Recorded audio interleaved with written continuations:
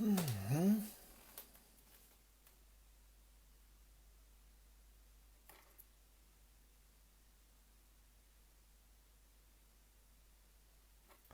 Waouh, waouh, waouh, waouh. Bonjour à tous. J'espère que vous allez bien. Je ne sais pas ce qui s'est passé. J'ai eu plusieurs petits contretemps et impossible de connecter. Je ne sais pas pourquoi. Impossible de lancer le live. D'habitude, ça fonctionne. Là, j'avais même pas la possibilité de. Donc, bienvenue à tout le monde. J'espère que vous allez bien, que vous êtes en forme. Donc, bienvenue sur ce live, sur cette série qu'on a commencé maintenant il y a plusieurs semaines. Et c'est une série passionnante sur la vision et poursuivre la vision de Dieu pour sa vie. Donc je sais que vous avez suivi les semaines qui ont précédé et c'était assez fort, assez passionnant. Et donc on avait vu pas mal de points sur la force qu'il y a dans le fait de suivre la vision de Dieu pour sa vie. Et je vais continuer ce soir et vous donner encore plusieurs points sur ce thème. Donc, bienvenue à tous ceux qui nous rejoignent. Christophe, Manouchka, Chantal, Christiane, Yvan, Geneviève, Marie-Claude, Florence, Georges, Chantal, Pascal, Clarisse, Cécile. Super, bienvenue à tout le monde, tous ceux qui sont en train de se connecter aussi. Soyez les bienvenus. N'hésitez pas à partager aussi sur votre vous pouvez le partager aussi sur votre propre Facebook. Et comme ça, vous allez rallier sur le live aussi vos propres contacts et vos propres amis. Donc on continue sur ce thème, la vision, poursuivre la vision de Dieu pour sa vie et la force qu'il y a dans tout ça. Donc on avait vu déjà pas mal de choses et on va aller encore plus loin ce soir.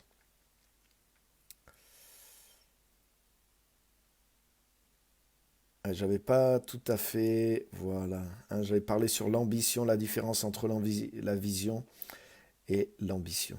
Donc là, je vais compléter et je pense que je vais terminer toute cette série ce soir. Donc je vous encourage à prendre quelques notes et si vous êtes prêts, c'est parti. Donc le thème de ce soir, c'est que cette vision que Dieu a pour notre vie, et je voudrais donner une petite précision aussi avant de commencer aussi, c'est que il y a différents types de messages aussi, différentes personnes à qui on s'adresse. Hein, par exemple, dans la parole de Dieu, on en parlait hier aussi avec tout un petit groupe là, avec lequel on partage chaque semaine, un groupe de cellules. Et on lisait par exemple quand Paul écrit aux Corinthiens au chapitre 3 de la première lettre, il leur dit pour moi, je n'ai pas pu vous parler comme à des hommes spirituels, mais comme à des enfants, hein, comme à des tout jeunes enfants en Christ. Et je n'ai pas pu vous donner de la nourriture solide parce que vous ne pourriez pas encore la supporter. Donc il y a un message, il y a différents messages. Il y a un message d'évangélisation, il y a un message d'affermissement pour le nouveau, il y a un message qui est pour ceux qui sont affermis en Christ, il y a un message qui est aussi pour ceux qui sont dans un service ou dans un projet de service. Donc ce message ce soir, c'est plutôt un message qui s'adresse à des gens qui sont dans un service ou dans un projet de service. Pourquoi je précise ça? Parce que si vous êtes par exemple quelqu'un qui est tout nouveau chrétien et vous êtes en train de chercher dans la parole de Dieu des solutions pour régler certains de vos problèmes, pour confronter, je dirais, des problèmes qu'on a plus au début de la vie chrétienne. Hein, voilà, ça rentrait dans tous les détails. Donc vous avez besoin d'un certain message qui va vous correspondre.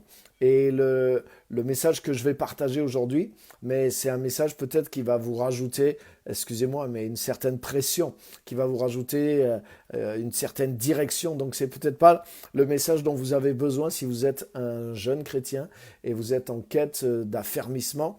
Donc j'ai d'autres messages là-dessus. Hein, si vous allez sur ma chaîne YouTube, Pierre-Emmanuel Jean, Jean écrit en majuscule, Pierre-Emmanuel Jean, vous allez trouver la chaîne. Et là, allez dans les playlists et vous allez voir qu'il y a différents thèmes. Et vous allez trouver chaussures à votre pied, vous allez trouver des messages un peu selon les thèmes que vous recherchez. Mais là, le message que je parle ce soir, que je partage avec vous, le thème que j'ai commencé depuis quelques semaines maintenant sur la vision, mais c'est un thème qui est pour des personnes qui veulent servir Dieu, qui sont déjà affermis dans leur foi et qui sont en train de dire, ben maintenant avec tout ce que j'ai reçu, je veux mettre au service du Seigneur. Je veux vraiment mettre ma vie au service de Dieu et je veux me rendre utile à d'autres au travers de ce que le Seigneur a investi en moi.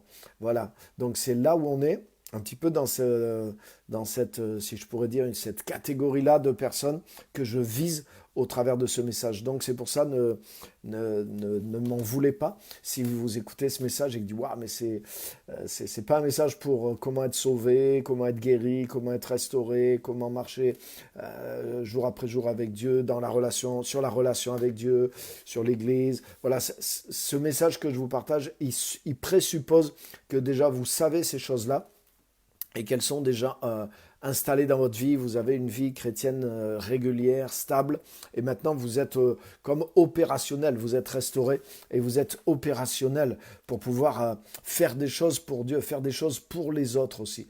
Donc c'est là maintenant que vous avez besoin de ce message sur la vision. Voilà, je voulais donner cette petite précision qui est utile aussi pour que voilà, les choses soient bien claires.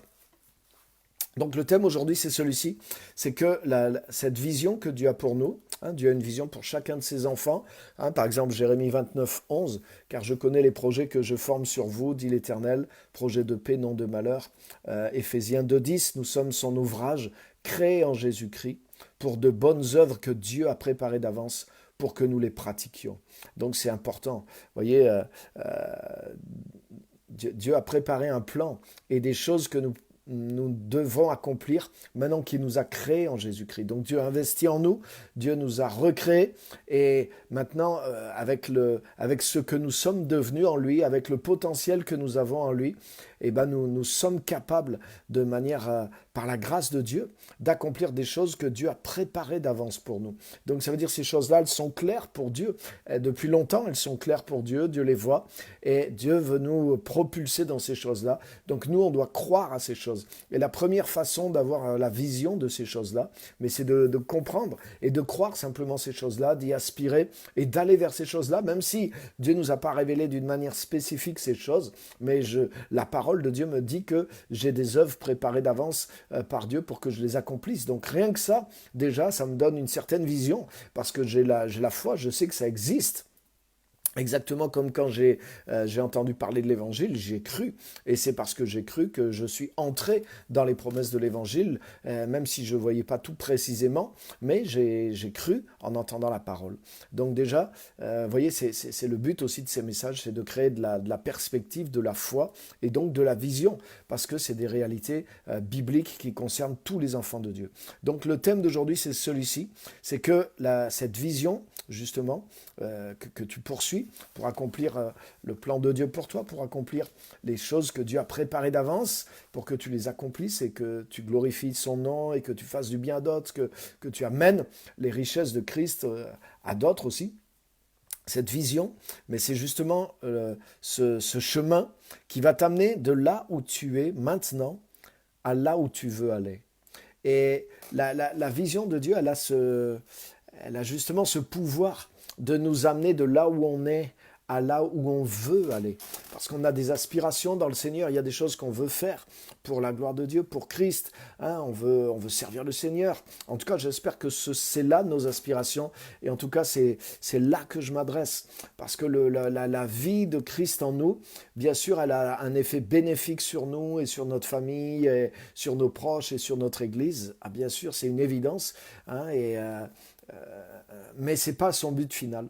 Son but final, c'est plus que ça encore. C'est de pouvoir que notre vie se mette à porter des fruits maintenant pour la gloire de Dieu, mais aussi pour le bien d'autres personnes, pour le salut d'autres personnes, pour que la grâce de Dieu touche d'autres personnes, réponde aux besoins d'autres personnes, des besoins d'ordre spirituel, mais ça peut être des besoins matériels, des besoins humains, des besoins de justice, des besoins de soins, des besoins d'entraide, des besoins matériels même, hein, puisque en tant qu'enfant de Dieu, mais notre rôle et notre but, c'est aussi de manifester Dieu, son royaume et sa volonté sur la terre, de servir Dieu en servant notre prochain.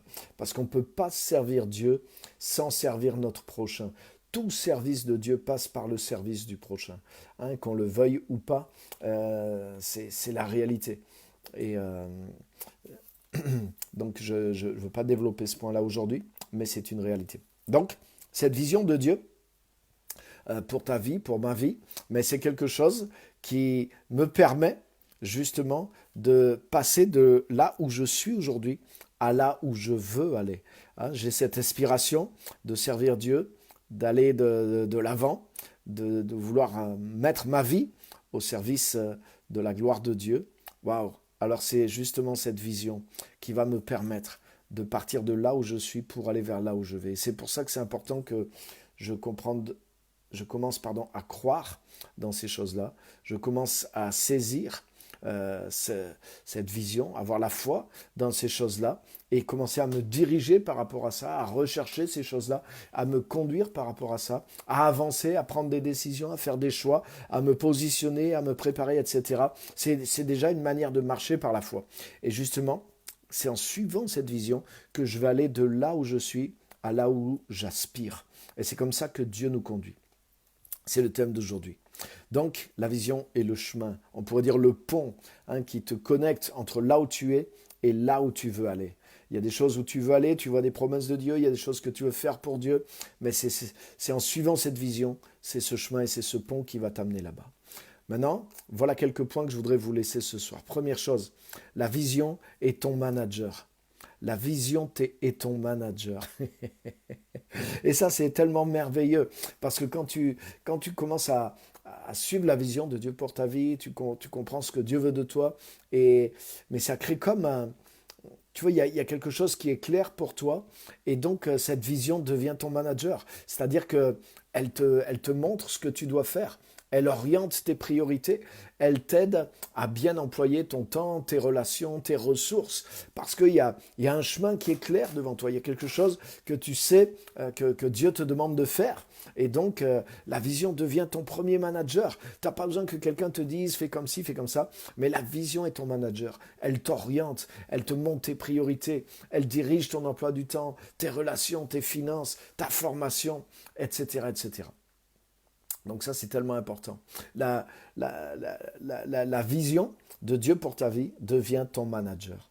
La vision de Dieu pour ta vie devient ton manager. C'est-à-dire qu'il y a...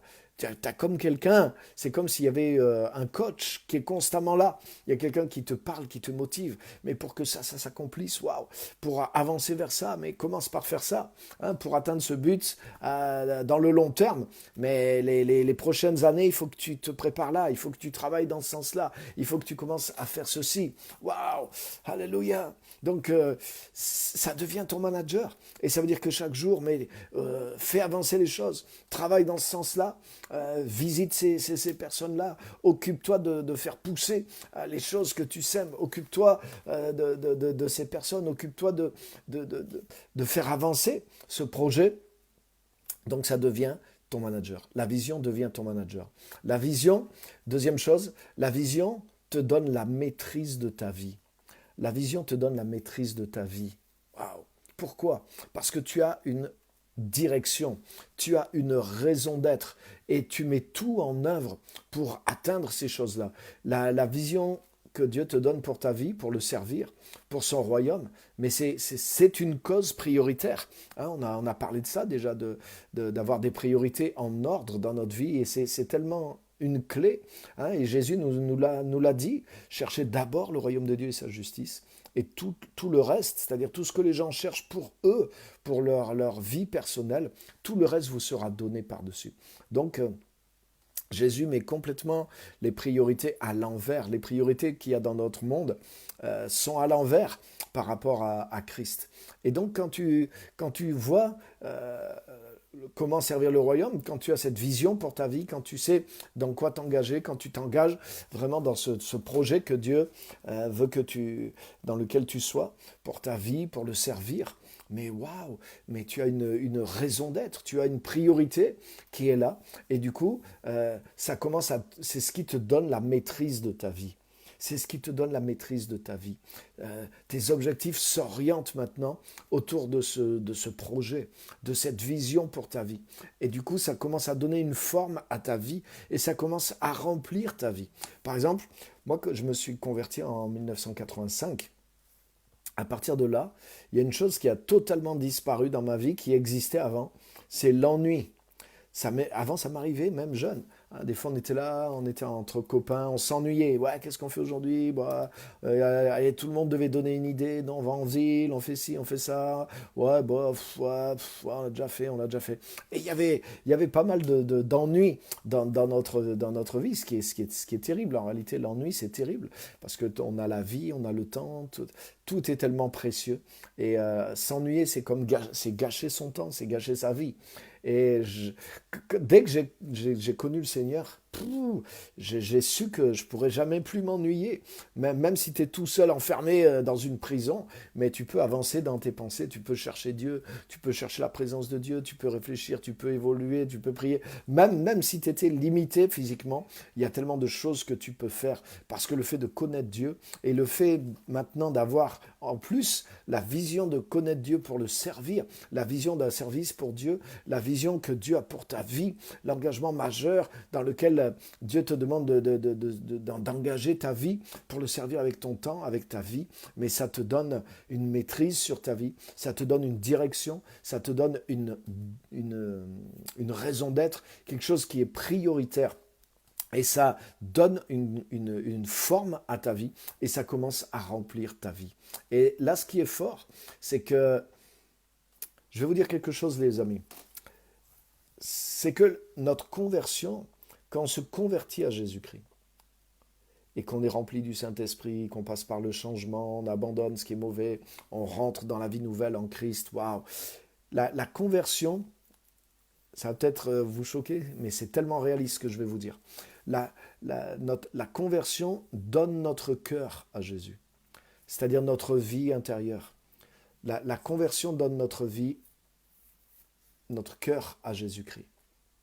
Mais lorsque nous mettons toute notre énergie, notre vie en œuvre pour poursuivre la vision qu'il a pour nous et le servir, alors là, c'est notre vie réelle qui est donnée à Jésus-Christ. Notre vie pratique.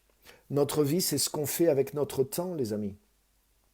Donc, la conversion donne ton cœur à Jésus. Mais il y a beaucoup de chrétiens, leur cœur est à Jésus, mais leur vie de tous les jours, elle n'est pas à Jésus. Il n'y a qu'une petite partie de cette vie qui fonctionne pour le royaume de Dieu. La majeure partie de leur vie fonctionne pour les choses légitimes de cette terre, le travail, la famille, l'argent, voyez, les choses basiques, les choses, les besoins, hein, les soucis de cette vie. Et alors que Jésus nous dit que la recherche du royaume de Dieu va devenir prioritaire sur ces choses-là. Et notre engagement dans cette priorité va faire que le royaume de Dieu va s'engager aussi à nous aider dans ce qui est pour notre nécessaire aussi. Donc bien sûr, je ne dis pas qu'il ne faut pas travailler, au contraire, un enfant de Dieu doit travailler plus, différemment, mais il travaille prioritairement pour d'autres choses. Et il doit aussi petit à petit amener sa vie à devenir entièrement dédié à un service pour Dieu. En tout cas, c'est l'idéal. Donc je ne veux pas rentrer dans ça aujourd'hui, mais en tout cas, ce que je veux vous montrer, c'est ceci, c'est que il y a une conversion du cœur quand on vient à Christ, notre cœur est au Seigneur. Jésus, nous sommes sauvés, notre âme est à lui, nos pensées sont en lui. Donc il y a la conversion de notre être intérieur. Mais lorsque nous suivons la vision de Dieu et que nous engageons nos ressources, notre temps, notre corps, hein, notre vie extérieure, alors là c'est toute notre vie qui est convertie. Et beaucoup de chrétiens, leur cœur est converti, mais leur vie n'est pas convertie. où il n'y a qu'une petite partie de leur vie. Ça ne veut pas dire qu'ils sont contre Dieu, mais ça veut dire qu'ils sont au service, sont retenus majoritairement au service d'autre chose.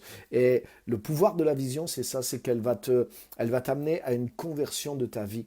Le fait de te donner pour la vision de Dieu, le fait de rentrer complètement dans le plan de Dieu pour toi, va faire que c'est pas seulement ton cœur qui va être converti, mais ta vie entière va être convertie. Regardez, je vais vous donner un exemple d'un texte biblique qui est très connu, Romains chapitre 12, à partir du verset 1er.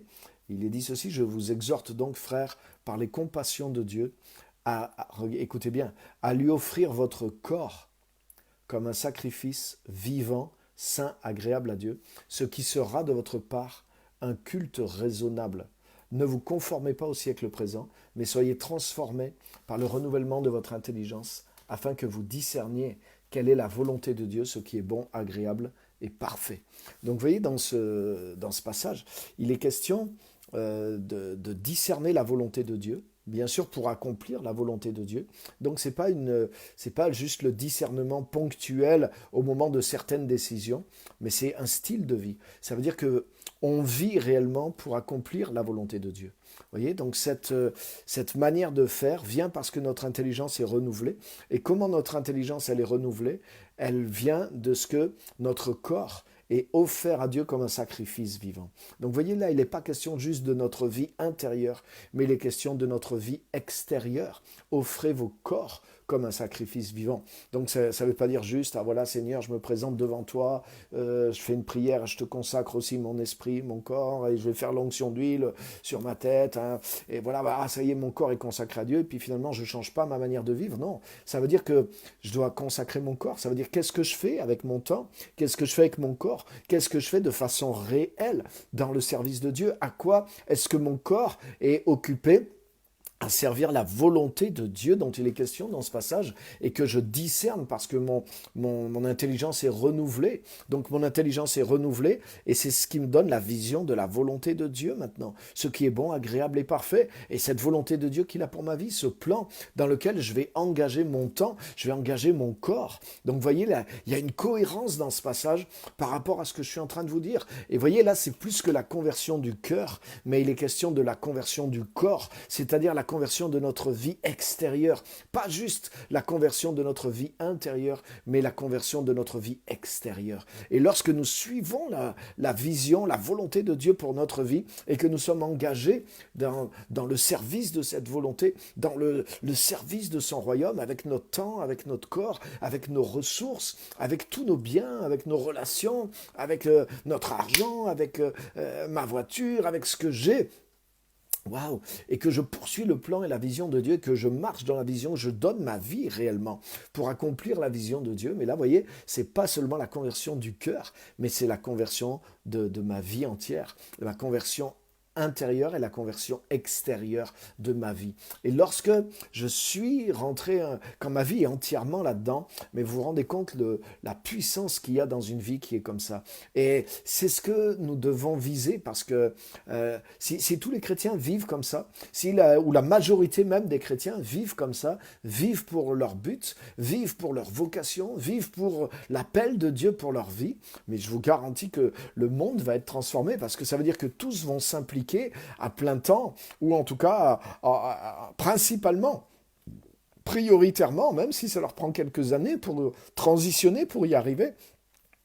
Mais ça veut dire que la majorité des enfants de Dieu s'occuperaient des affaires de Dieu, s'occuperaient de défendre les intérêts de Dieu, la cause de Dieu, avec leur vie, avec leur temps, par leur travail, par leur vocation, par les choses dans lesquelles ils vont s'impliquer dans la société. Je ne parle pas dans l'Église. L'Église n'a pas besoin que nous soyons à plein temps dedans. Il y a quelques personnes qui sont appelées à plein temps dans l'Église, quelques ministères à plein temps, mais ils sont là justement pour que le reste de l'Église lance son ministère à plein temps à l'extérieur, dans le monde aussi, et ça n'empêche pas non plus ceux qui sont d'ailleurs à plein temps dans l'Église d'exercer aussi un ministère dans le monde en plus aussi, et c'est recommandé aussi, et donc il n'y a pas de...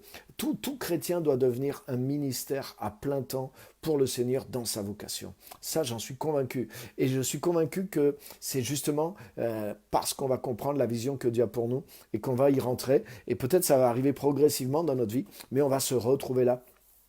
Et on va réussir aussi, où on peut mettre en œuvre différents moyens pour réussir à faire ça tout en gagnant notre vie. Hein, ça fait partie de ce que le royaume de Dieu a prévu aussi pour nous. Hein, et donc, merci Seigneur.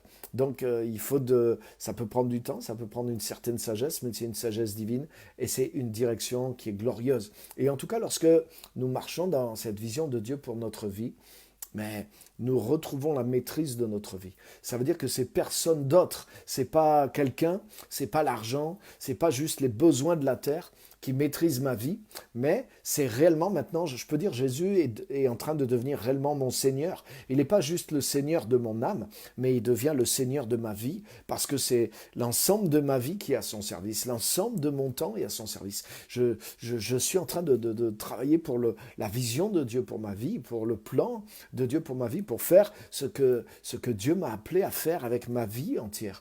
Et du coup, je retrouve la maîtrise de ma vie, au lieu que ma vie soit prise par les nécessités, par les soucis, par l'argent, par les autres, par la famille, par les activités, par l'exigence des autres. Mais non, là, je retrouve la vision, devient ton manager, comme je disais, et la vision de Dieu pour ta vie, elle te rend la maîtrise de ta vie. Parce que du coup, tu fais ce que Dieu a mis dans ton cœur de faire, donc tu deviens réellement libre. La vision te libère de l'emprise de toutes sortes de choses ou de personnes ou de l'argent qui dominaient sur ta vie et plus personne ne peut maîtriser ou détourner ta vie de cette vision de ta raison d'être. C'est des fois une raison pour laquelle tu perds certains amis, parce que des fois tu as des amis, mais qui sont des amis qui contrôlent ta vie sans que tu t'en rendes compte. Et en échange quelque part de leur amitié, c'est pas dit bien sûr, mais des fois c'est ce qui se passe. Mais ils contrôlent une partie de ta vie, tu leur rends des services, ils utilisent ton temps, ils utilisent ta voiture, ils utilisent tes ressources, ils utilisent ceci, ils utilisent cela. Tu passes beaucoup de temps à leur service ou dans leurs intérêts, des fois sans que tu t'en rendes compte, en échange d'un peu d'affection, d'amitié parfois. Mais quand tu commences à être complètement captif de la vision que Dieu a pour ta vie et qu'elle devient prioritaire, alors ça met de l'ordre dans toutes ces choses-là. Et du coup, il y a des choses qui perdent la première place dans ta vie. Et certaines personnes, et il y en a qui le vivent mal, il y en a qui le vivent très très très mal et qui commencent à te péter les plombs et à te faire un espèce de chantage émotionnel. Mais tu sais qu'est-ce que ça révèle? Ça révèle que ces personnes-là, en réalité, contrôlaient ta vie et que des fois certaines personnes, même eux, ils ne s'en rendent pas compte, mais ils t'utilisent dans le mauvais sens du terme, pour leurs intérêts. Et en suivant la vision de Dieu pour ta vie, que ce soit un ami ou que ce soit un patron, mais tu dégages ta vie de ces emprises-là pour pouvoir te consacrer au projet que Dieu a pour ta vie, au plan que Dieu a pour ta vie. Et c'est pour ça que ça te libère et que tu retrouves la maîtrise de ta vie. Waouh, waouh, waouh, waouh, waouh, waouh. C'est fort. C'est fort, les amis. Maintenant, encore plus fort que ça. Vous êtes prêts? Wow. Ça, c'est mon point préféré du message de ce soir. C'est que la vision de Dieu pour ta vie, écoute bien ça, la vision de Dieu pour ta vie est ton plus grand prophète. La vision de Dieu pour ta vie est ton plus grand prophète. Ah, wow, wow. Et ça, c'est clair et net. Parce que regarde bien, si le Seigneur lui-même t'appelle, et ce qui est sûr, Dieu nous appelle tous à faire quelque chose pour lui. Donc comme je disais en introduction, ça peut prendre un temps qu'on s'affermisse, qu'on se libère nous-mêmes, il y a un temps de travail en nous, de restauration, mais Dieu nous appelle tous à le servir, on est tous membres du corps, on a tous une fonction, une utilité, et je ne parle pas que dans le corps au niveau des réunions de l'Église, non, je parle en tant que l'assemblée du royaume de Dieu. L'Église, c'est l'assemblée du royaume de Dieu dans une région. Donc, en tant qu'ambassadeur de Christ, on a un travail à faire dans la région dans laquelle il nous a implantés pour amener Dieu vers les gens. C'est pas d'amener notre travail, c'est pas juste d'amener les gens dans l'Église, l'Église, non. C'est d'amener le royaume de Dieu dans la société, c'est d'amener Dieu aux gens, c'est d'amener la présence de Dieu, mais d'amener les principes de Dieu, d'amener les valeurs de Dieu, par notre travail, par nos vocations, par des associations qu'on va faire, des projets qu'on va lancer.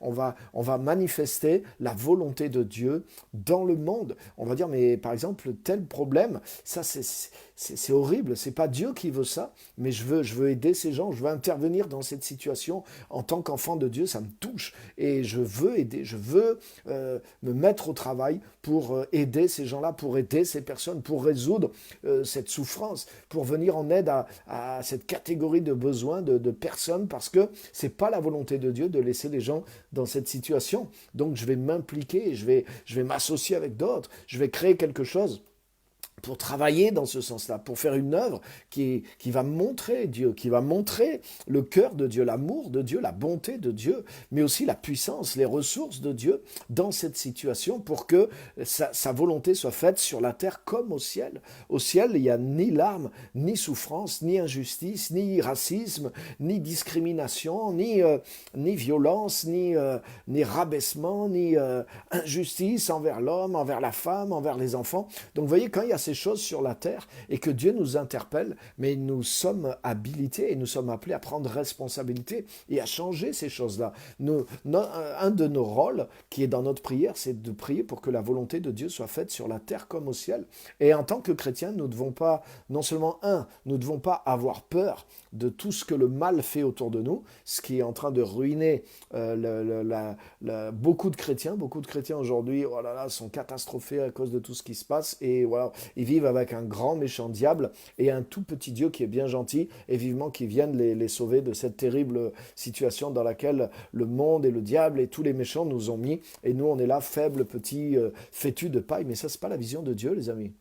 C'est nous qui sommes majoritaires. Donc on n'est pas là pour avoir peur de ce qui se passe, et de un.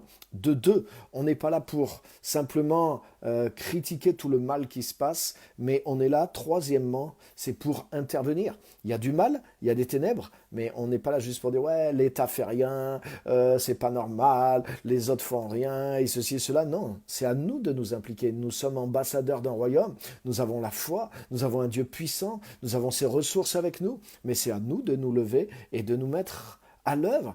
Quand Dieu a appelé Gédéon, waouh, il fait un flash info à Dieu et il lui dit, mais Seigneur, regarde, les Madianites sont là, ils nous pillent, ils nous volent tout, nous on n'est rien, on n'a rien du tout. Et Dieu lui dit, écoute, lève-toi et va et tu vas battre Madian comme un seul homme. Mais donc, c'est pas de l'actualité. On n'a pas besoin de parler à Dieu de l'actualité, mais on a besoin que Dieu nous révèle la vision qu'il a pour nous. Parce que Dieu veut faire quelque chose, peut faire et veut faire quelque chose de plus grand que nous-mêmes avec nous. Parce que si on a vraiment Dieu avec nous, mais ça doit se montrer dans notre vie de tous les jours. On doit être capable aussi de faire des choses qu'on n'aurait pas pu faire que par nous-mêmes.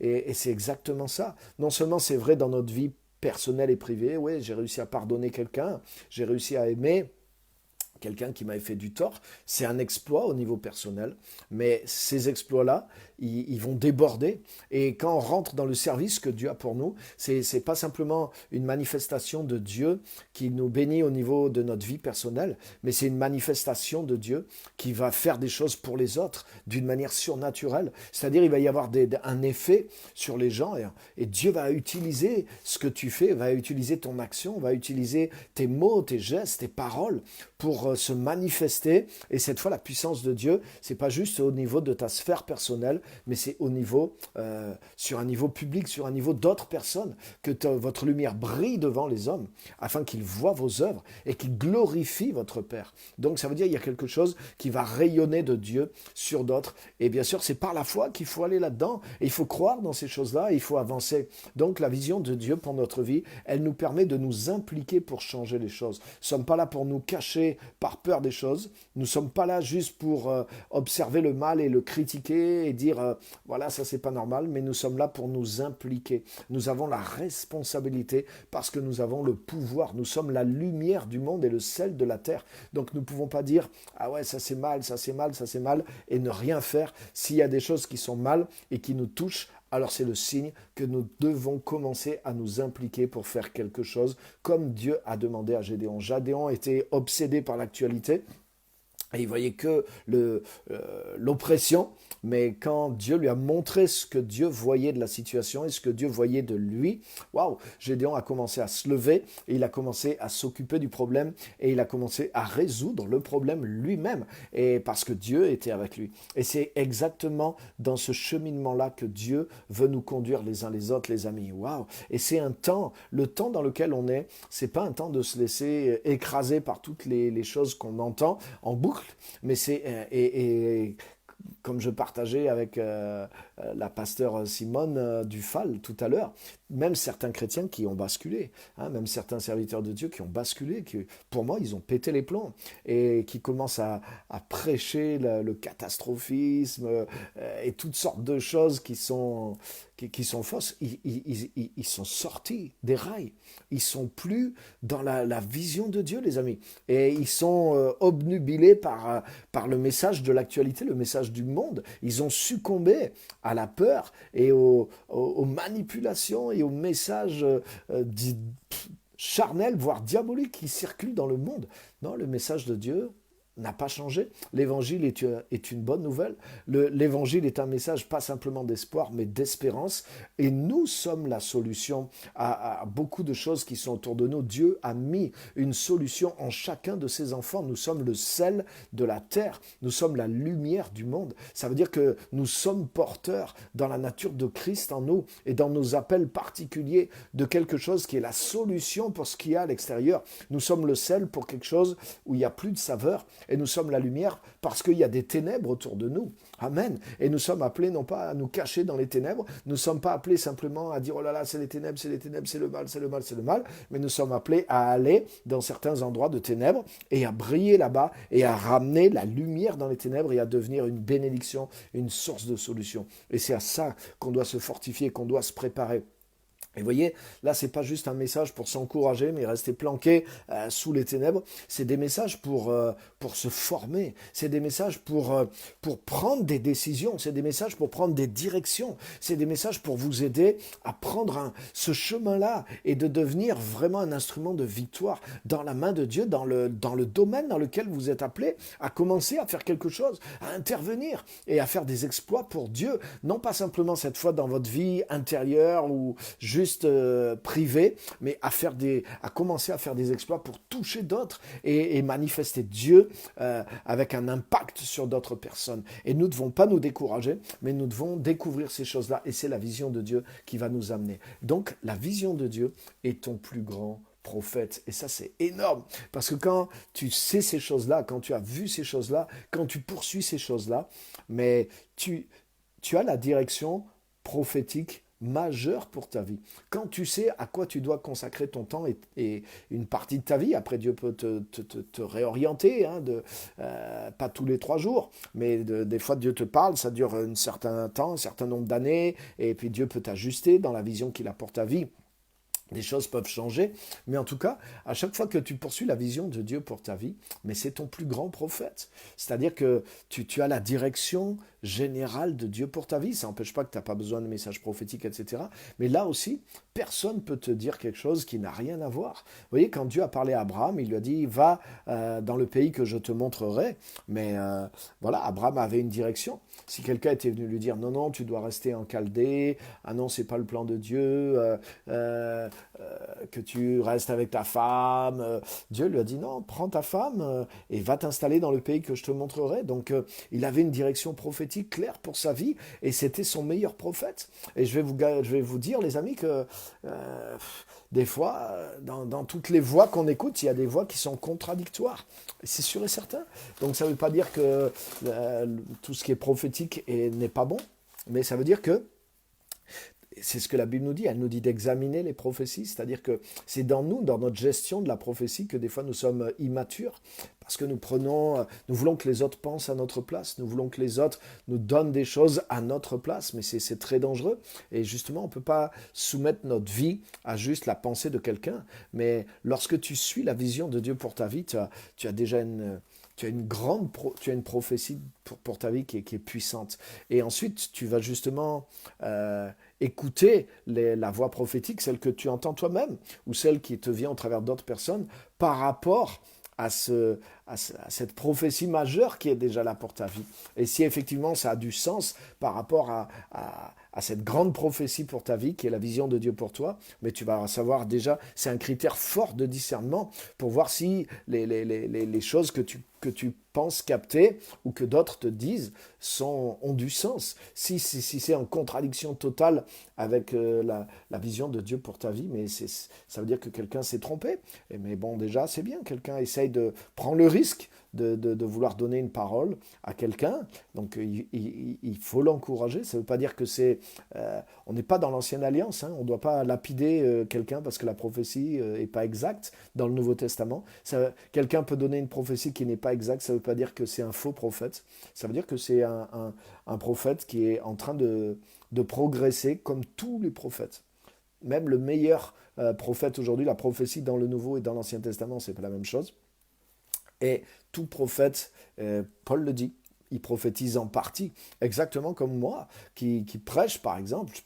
Je peux donner une parole prophétique, ça m'arrive de donner des paroles prophétiques. Toutes les paroles prophétiques que j'ai données n'étaient pas toutes 100% inspirées à 100%. Donc j'accepte que ma prophétie soit évaluée et qu'elle soit vérifiée. Et je ne suis pas forcément frustré si les gens décident. C'est à eux de savoir comment l'utiliser. Donc non seulement on doit exercer la prophétie, mais on doit exercer aussi les gens qui écoutent la prophétie, à savoir comment utiliser la prophétie et à pas se mettre sous un joug absolu, hein, comme si c'était une parole définitive, irrévocable de Dieu, même si ça ne correspond à rien dans leur vie, et ils vont tout abandonner pour se mettre à accomplir cette parole coûte que coûte, parce que c'est la parole de Dieu, c'est la parole prophétique pour ta vie. Attention, c'est pas un joug absolu de cette façon-là, donc on doit comprendre qu'il y a une part d'examen de la prophétie, etc.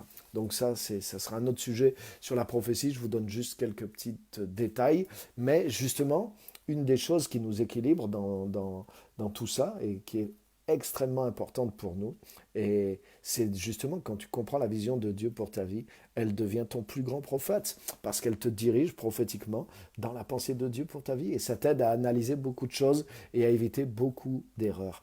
Et aussi avoir une certaine forme d'indépendance aussi, parce que des fois des gens dans le corps de Christ ont un petit peu la grosse tête parce que Dieu les a utilisés une ou deux fois ou 10 fois même dans la prophétie, ou des fois certains beaucoup même sont immatures, hein, prophètes ou pas prophètes, des fois dans la manière d'utiliser la parole prophétique, et donc des fois ils viennent à toi avec une grande assurance. Dieu m'a dit, Dieu m'a montré, c'est comme ça ta vie, et tu dois prendre telle direction. Déjà ça c'est un petit peu gênant.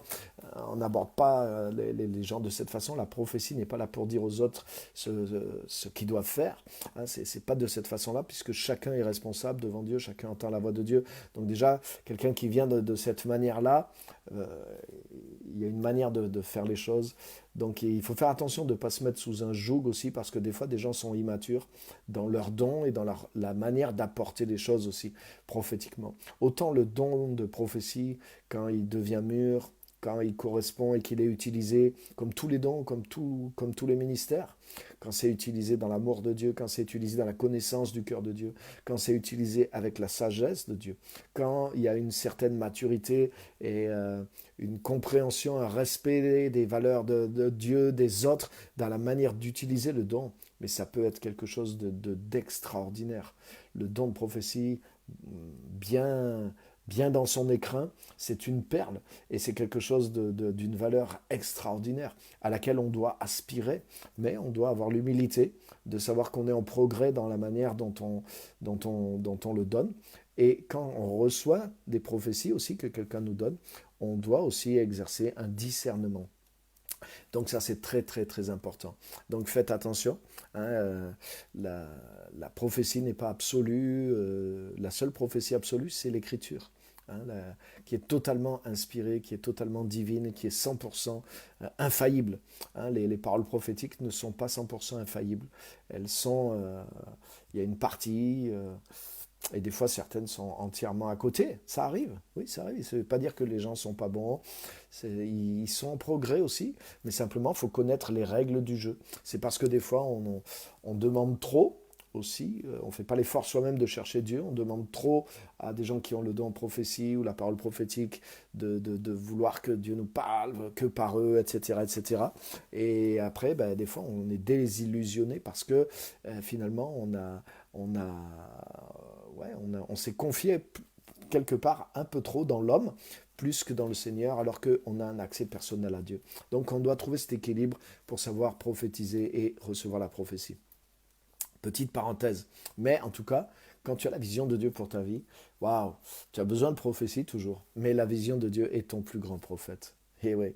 Et ça, c'est fort et ça te donne une grande forme une certaine indépendance, une certaine maturité, un certain aplomb, une certaine force par rapport à toute l'immaturité aussi qu'il peut y avoir autour de toi, même dans les chrétiens qui sont autour de toi et qui veulent des fois t'influencer, et des fois de bonne foi, et des fois un peu prophétiquement aussi, mais qui ne sont pas toujours inspirés. Donc ça, la vision est ton plus grand prophète, elle va te parler, elle va te motiver, Dieu te reparlera sans cesse de la vision. Regarde quand Dieu a appelé Abraham, et qu'il lui a parlé d'un fils, il lui a parlé d'une terre, mais tu remarqueras dans la vie d'Abraham, Genèse 12, Dieu lui a parlé la première fois de ces choses-là. Genèse 15, Dieu lui en a encore reparlé. Genèse 17, Dieu lui en a encore reparlé. Genèse 22, Dieu lui en a encore reparlé. Donc plusieurs fois, Dieu en a reparlé à ses descendants, etc., etc., etc. La vision est ton plus grand prophète. Elle continue de te parler. Et c'est tellement extraordinaire. Alléluia. Autre point clé aussi que j'aime beaucoup, c'est que selon Éphésiens 2.10, que j'ai cité tout à l'heure, nous sommes son ouvrage créé en Jésus-Christ pour de bonnes œuvres que Dieu a préparées d'avance pour nous. Cette vision, c'est vraiment ton œuvre. Tu vois, tu peux avoir un boulot aujourd'hui pour gagner de l'argent, mais le but de ta venue sur terre, c'est cette œuvre, l'œuvre que Dieu a préparée d'avance pour que tu l'accomplisses. Et quand tu es en Christ, nous sommes son ouvrage créé en Jésus-Christ.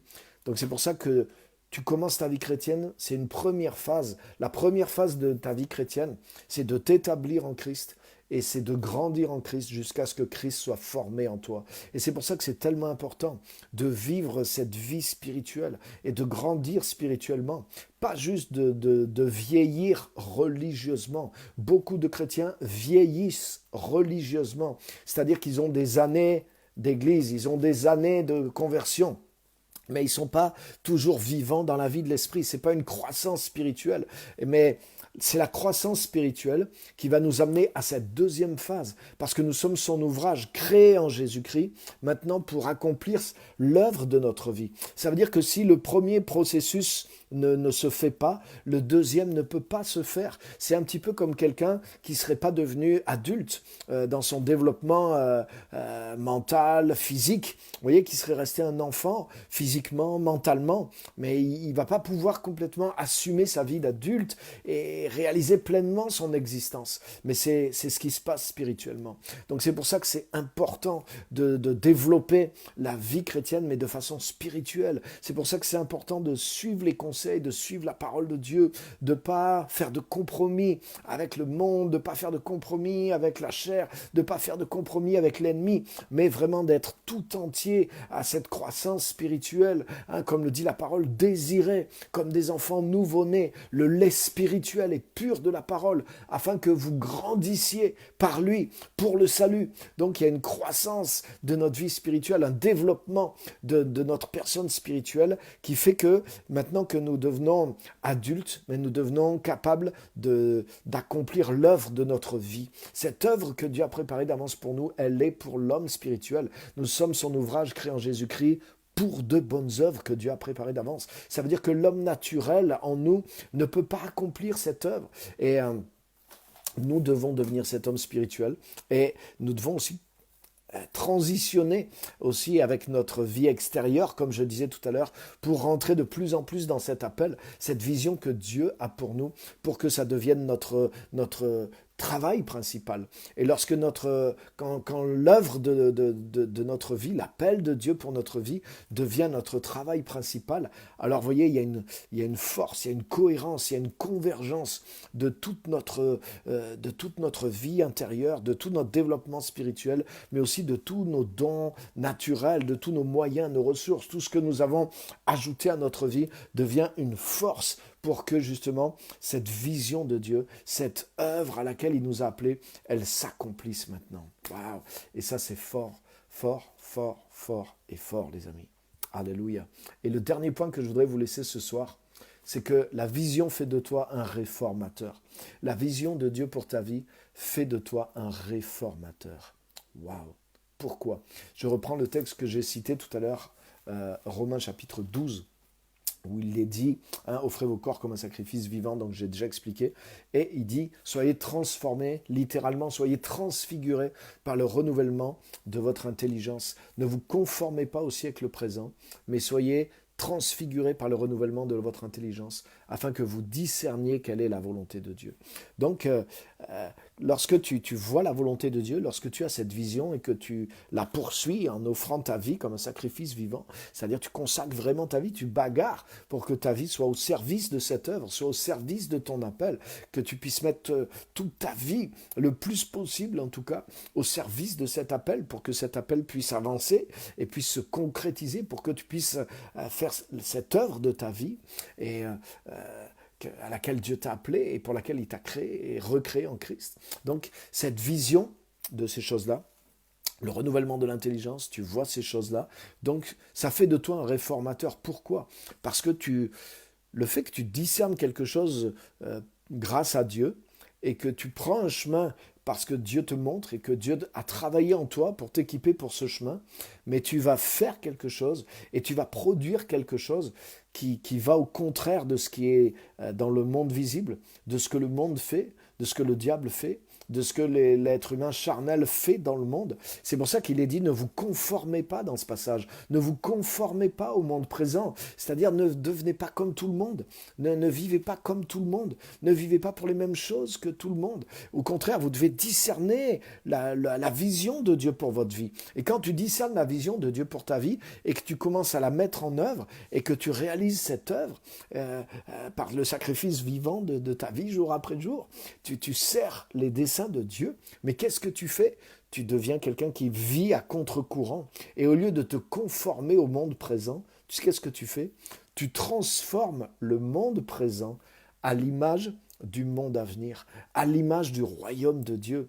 Au lieu de laisser le monde présent dominer sur ton corps et sur ta vie extérieure, mais maintenant c'est le royaume de Dieu qui est dans ton cœur, les valeurs que tu as. Mais maintenant voilà, ton intelligence est renouvelée, tu as une vision de Dieu pour ta vie, tu comprends l'appel de Dieu pour toi, tu t'équipes pour cet appel et tu commences à rentrer dans cet appel, à mettre des choses en place, à travailler, à poser des choses. Mais quand tu agis maintenant dans ton appel, comme je disais tout à l'heure, ta lumière, ton sel, ton influence, c'est pas juste ta petite vie personnelle et les rapports que tu as dans ton quotidien avec les gens qui sont autour de ta vie matérielle, non. C'est toi qui installes un projet, c'est toi qui installes le plan de Dieu dans le monde. Et qu'est-ce que tu fais?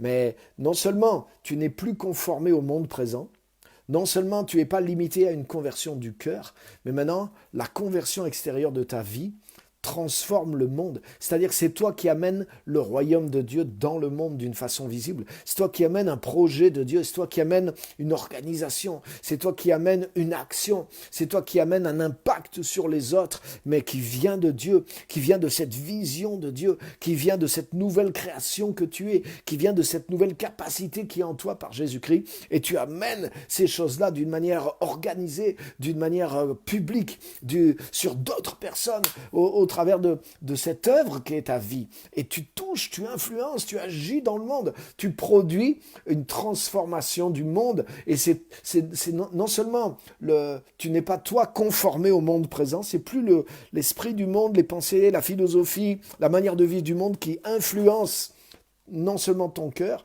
mais qui influence même ta vie extérieure. Mais maintenant, c'est ta vie extérieure qui est devenu conforme au royaume de Dieu, qui porte le projet du royaume de Dieu dans le monde. Non seulement tu n'es pas conformé au monde présent, mais c'est toi qui transformes le monde présent grâce à la vision que Dieu te donne de son monde à lui. Tu amènes le monde de Dieu dans le monde présent et tu transformes le monde présent par le projet de Dieu que tu mets en œuvre dans ce monde-là. Waouh! Et c'est ça à quoi on est appelés, nous tous, les enfants de Dieu. Chaque chrétien est appelé à faire ces choses-là. Alléluia. Je pense à un petit exemple tout simple de ce principe. Par exemple, j'en ai parlé dans mon livre, c'est un chrétien que j'ai rencontré, un jeune chrétien, et qui, lui, il a travaillé dans plusieurs trucs, mais qui n'était pas vraiment son projet final, ni ce qu'il aimait vraiment.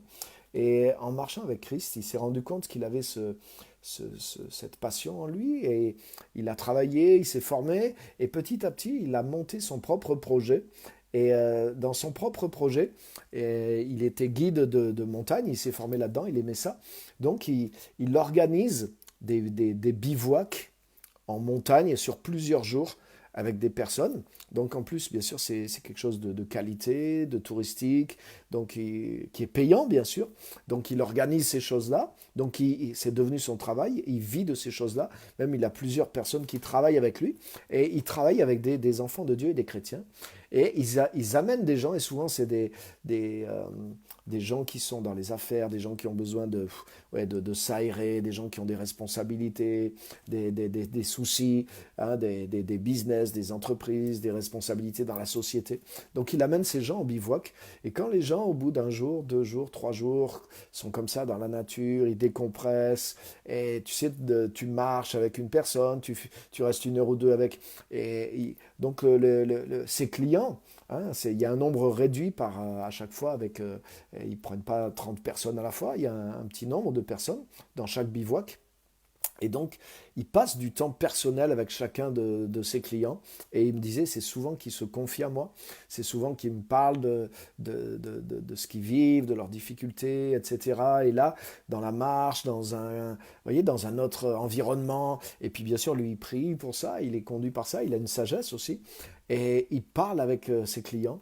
Et il a témoigné à plusieurs de ses clients, il a répondu à des besoins de certains d'eux par le conseil, par la prière, par les dons du Saint-Esprit, et il en a amené plusieurs à Christ. Et ces gens-là sont des gens en plus qui ont de l'influence dans leur milieu. Et il s'est organisé, il les revoit, ils se réunissent de temps en temps. Et justement, ils sont en train d'organiser, mais comment faire maintenant pour toucher d'autres personnes. Et ces gens-là, dans leur propre travail, vous voyez, leur responsabilité, ils peuvent maintenant aussi amener l'influence de Dieu, des valeurs de Dieu, du royaume de Dieu, de la parole de Dieu sur leur propre terrain, etc., etc. Donc c'est pour vous montrer que, vous voyez, avec n'importe quelle passion, avec n'importe quelle chose que Dieu nous met à cœur de faire, si on mûrit en Christ, il faut se former aussi pour ça. Parce que des fois, il y a des chrétiens, excusez-moi, mais qui sont maladroits dans l'évangélisation. Il y a des chrétiens qui font peur aux gens. Il y a des chrétiens, on les voit, la manière dont ils abordent les gens pour leur montrer Jésus. Waouh, les gens disent, mais c'est une secte, mais des fois, c'est vrai que c'est les gens qui ont l'esprit ailleurs, mais des fois, c'est aussi que les chrétiens, ils s'y prennent vraiment comme une secte pour parler de Jésus. C'est pas naturel, ils respectent pas les gens, ils leur sautent dessus, ils les agressent. Il y a une manière de faire. Et on doit apprendre ça. Donc on doit développer ce cœur à cœur, on doit développer la simplicité de parler de Jésus, de prier pour les besoins, d'aimer les gens, de respecter les gens, de valoriser les gens. Mais parallèlement à ça aussi, on peut développer un projet, vous voyez, professionnel dans lequel on va avoir une liberté d'action. Qu'on n'a pas quand on travaille pour des fois tel ou tel patron, telle ou telle chose. Donc vous voyez, il y a tout un management de notre vie, il y a toute une manière de ramener nos vies dans un projet de Dieu pour nous. Ça peut nous prendre du temps, mais ça peut devenir quelque chose d'extrêmement fort et d'extrêmement puissant pour l'œuvre du Seigneur. Et au lieu de servir le Seigneur avec les miettes de temps qui nous restent, quand on a tout dépensé pour l'argent, la famille, gagner de l'argent et survivre, et de dépenser quelques miettes des fois qui restent dans l'église, c'est pour ça aussi que peu de chrétiens ont un impact, parce que leur vie est bloquée par toutes sortes de choses. Et c'est pour ça qu'il y a cette notion de suivre prioritairement la vision de Dieu pour notre vie. Vous voyez, donc là, je vous montre comment ça peut transitionner avec le temps d'une certaine façon, mais Voilà, ça veut dire que chaque chrétien va devenir un missionnaire dans le monde. Chaque chrétien va devenir vraiment un serviteur de Christ dans le monde et il va se développer à la fois spirituellement, mais développer aussi ce projet, cette vision de Dieu pour sa vie. Donc c'est une vie d'exigence, mais qui peut devenir tellement extraordinaire. Et je crois à ça. Je crois que chaque chrétien est en mission dans le monde. Je crois que chaque enfant de Dieu est envoyé dans le monde, pas pour y survivre, pas juste pour bien s'en sortir, mais pour accomplir cette œuvre de sa vie. Et justement, c'est cette vision de Dieu qui fait de toi ce réformateur. Amen. Cette vision nous empêche, nous refusons de nous conformer à notre environnement. Mais c'est nous qui allons changer cet environnement en grandissant et en appliquant cette vision que Dieu met pour notre vie. Donc vous voyez, c'est des choses qui prennent du temps aussi, c'est des choses à court, moyen et long terme. Donc il ne faut pas se décourager si vous vous sentez loin encore de tout ça. Et justement, on est là pour vous aider à mettre ces choses en place dans votre vie, les messages que je donne ici, les livres que j'ai écrits, les formations que je veux faire, des gens que je fais intervenir aussi autour de moi. Je veux aider chaque chrétien à aller dans ce sens-là pour sa vie. Et c'est une des raisons de ce live. Donc vous voyez, ce n'est pas juste un message aussi pour se divertir ou se sentir mieux spirituellement, mais c'est un message aussi pour travailler quelque chose et amener notre vie dans une autre direction. Voilà, que le Seigneur vous bénisse. Donc, je regarde vos commentaires, si vous avez quelques commentaires à partager. J'ai commencé un peu en retard, j'ai eu vraiment des problèmes, je suis désolé.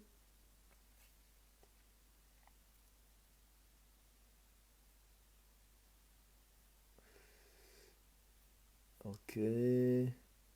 Normalement, je ne devais pas être là ce soir, j'étais sur une conférence et puis ça n'a pas marché non plus. Donc, je suis resté avec vous, je suis content d'avoir pu faire le live et j'ai eu des difficultés à le lancer, je ne sais pas pourquoi. Mais vous étiez là quand même. Votre patience a été récompensée. J'espère que vous n'avez pas été déçus. Et je ne le pense pas. Donc que le Seigneur vraiment vous fortifie. Je ne vois pas de commentaires particuliers. Je suis en train de chercher. Bienvenue à tous ceux que je n'ai pas salués. Ignace, d'Abidjan, Fanta Lopez, Joël, Balestier, Henri, Bruno. Bienvenue à tous ceux qui étaient là. Martial, Pascal. Super content de vous avoir. Ok, je vois pas de commentaires. Alors, est-ce que c'est moi ou est-ce qu'il n'y en a pas? Je vois des petits commentaires juste bonsoir.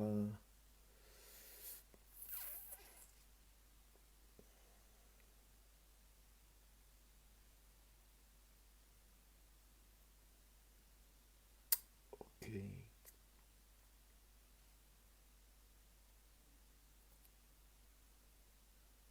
Ok. Donc, merci à tous en tout cas d'avoir été là. Hein, que le Seigneur vraiment vous bénisse, vous fortifie. Et puis, on se retrouve prochainement pour de nouvelles aventures. Alléluia. Donc, vraiment que le Seigneur vous bénisse. Personnellement, je suis en train de faire le plein.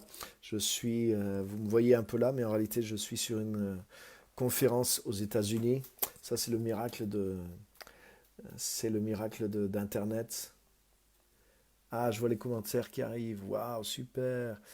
Je vais être au service. Amen. Oui, présente et j'ai été béni. Merci Lauriane. Merci pour cette clé, la différence entre offrir son cœur et son corps à Dieu. Waouh, la vie intérieure et la vie extérieure. 90% des églises sont focalisées sur amener les chrétiens dans la vie intérieure. Mais malheureusement, ils tournent en rond après dans ce message. La sanctification qui en finit plus. Tu deviens tellement saint que tu t'évapores dans l'air et dans la sainteté, la relation avec Dieu, la sainteté, tout ça est bon. Mais tout ça, c'est 50% de la vie chrétienne. C'est-à-dire que c'est la vie intérieure. Maintenant, toute cette vie intérieure doit être traduite à 50% dans la vie extérieure, dans le projet de Dieu pour notre vie. Donc ça, waouh, c'est quelque chose qui échappe à beaucoup, beaucoup, beaucoup de chrétiens. Donc, et c'est pour ça la vision de Dieu pour notre vie, mais c'est immense, parce que ça nous libère.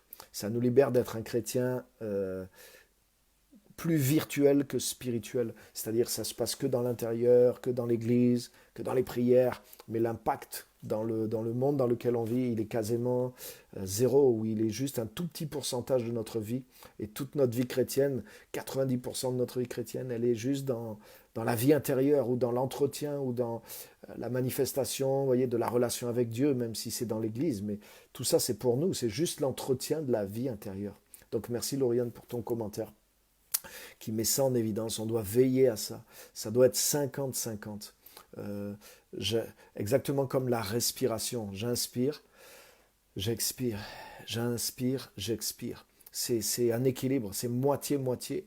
Donc dans la vie chrétienne, j'inspire. Ça veut dire j'absorbe de Dieu. Tout ça, c'est ma communion avec Dieu. Tout ça, c'est mon âme, ma vie avec Dieu, ma vie intérieure. Mais maintenant, ce que j'ai inspiré, je l'expire. C'est-à-dire, je le traduis dans des résultats. Je le traduis dans l'œuvre de ma vie. Je le traduis dans quelque chose pour les autres. J'aime Dieu de tout mon cœur. J'aime mon prochain comme moi-même. Vous voyez, il y a cet équilibre-là. Et je pense qu'on a développé la spiritualité chrétienne, ce qui est bon, parce que c'est quelque chose qui n'existait pas trop. Il y avait beaucoup de religiosité, mais peu de spiritualité. Donc, on a redécouvert les outils de la spiritualité chrétienne et on les utilise. On peut vivre aujourd'hui avec une spiritualité forte, on peut vivre rempli du Saint-Esprit, ce qui est merveilleux. Mais maintenant, il faut transférer cette énergie, cette lumière en des actions. Que votre lumière brille devant les hommes afin qu'ils voient vos œuvres. Donc ma lumière, voyez, ce que j'ai inspiré spirituellement doit devenir des œuvres qui viennent de cette lumière. Mais dans le monde, waouh, c'est la manière de communiquer la lumière dans le monde au travers d'actions, de choses concrètes. Donc ça, c'est tellement important. Merci pour cette soirée. Il ne faut pas mettre la charrue avant les bœufs. Voilà, exactement. C'est pour ça la précision que je donnais. Et ça ne veut pas dire, bien sûr, on est nouveau dans la foi. Il ne faut pas se mettre la pression avec ça, comme on parlait hier, en se disant, mais ouais, est-ce que je ne suis pas agréable à Dieu? Est-ce que Dieu m'aime quand même? Non, non, non, non. Rentrer on est accepté en Christ par grâce, par le moyen de la foi, etc., etc. Il faut s'enraciner dans cette vie intérieure avec Christ. Mais au bout d'un moment, une fois que la vie intérieure et notre vie sur terre est solidifiée par la foi, mais voilà maintenant, c'est le moment aussi de voir la vision de Dieu, c'est le moment aussi de redonner ce qu'on a reçu. Et ça ne nous rend pas plus aimés par Dieu ou quoi que ce soit, non, c'est plus pour faire du bien à d'autres, pour bénir d'autres. Et ça va être aussi ce qui va nous bénir dans cette phase de notre vie. Parce qu'à un moment, ce qui est à l'intérieur ne suffit pas. On sert Dieu en servant les autres, absolument, absolument. Amen. Merci pour vos commentaires. Super. Ok, donc que Dieu vous bénisse, je vous laisse. Donc, comme je vous disais, par le miracle d'Internet, je suis en conférence aux États-Unis sur 3 jours. Conférence sur la guérison, s'équiper au niveau des dons, de la guérison, tout ça. Donc, je suis en train d'apprendre de nouvelles choses aussi pour pouvoir les redonner. Donc, vous voyez, je vis aussi ce que je vous prêche. Je le vis personnellement. J'ai investi du temps. Je me suis levé à 3 heures cette nuit pour pouvoir suivre avec le décalage horaire. Là, je vais suivre. Normalement, c'était toute la soirée. Et je vais me relever à 3h30 pour suivre ces messages-là. Ça m'a coûté aussi de l'argent parce que j'ai payé l'inscription. Donc je m'investis pour inspirer de nouvelles choses que d'autres ont reçues. Hein, des hommes de Dieu, des femmes de Dieu qui sont waouh, à un autre niveau, au niveau des miracles, de la guérison. Donc vous voyez, je vais absorber ces choses-là et je travaille ces choses-là pour pouvoir les redonner, servir là où Dieu m'envoie aussi de mon côté. Donc que Dieu vraiment vous bénisse, que Dieu vous fortifie. Poursuivez votre appel, poursuivez la vision de Dieu pour votre vie, parce que c'est ce qu'il y a de meilleur. C'est la raison clé de votre salut, en tout cas du temps sur la terre, avec votre salut. Merci à tous d'avoir été là. Que Dieu vous bénisse et à bientôt pour la suite. Bye. Merci à tous.